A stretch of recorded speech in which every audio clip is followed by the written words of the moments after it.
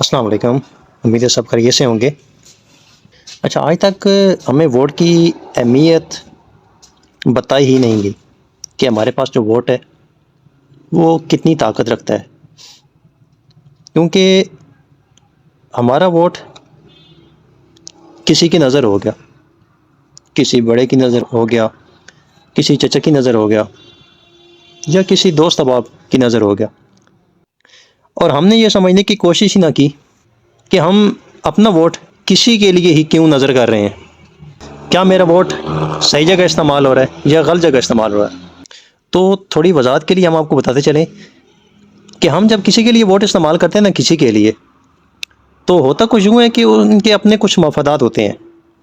اگر کسی چچا کی نظر کر رہے ہیں، کسی دوست احباب کی نظر کر رہے ہیں، تو جس وجہ سے وہ ووٹ دے رہے ہیں، اپنا کاسٹ کر رہے ہیں کسی کو، تو ان کے کچھ ذاتی مفادات ہوں گے،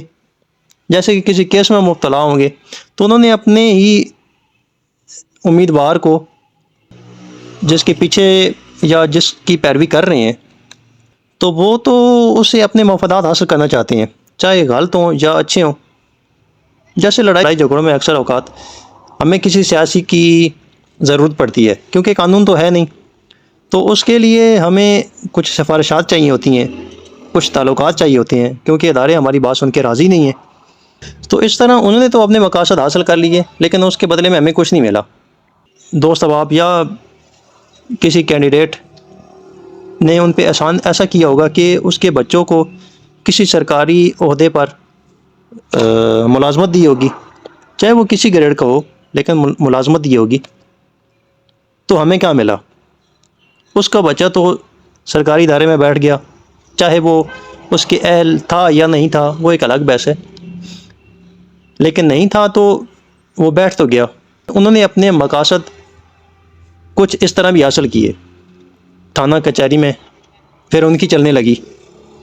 تو اس لیے جب بھی اپنا ووٹ کاسٹ کرنا چاہیں تو سوچ سمجھ کے کاسٹ کریں کہ میں جب ووٹ دے رہا ہوں تو میں کسی ایسے شخص کو دوں کہ جو ایک فرد واحد کے لیے کام نہ کرے، بلکہ وہ کمیونٹی کے لیے کرے، اس کا فائدہ کسی ایک شخص کو نہ ہو، بلکہ ہمارے محلے میں بیٹھے تمام جن کے تعلقات نہیں ہیں کسی کے ساتھ بھی، سیاسی تعلقات، ان کو بھی فائدہ پہنچے۔ شکریہ۔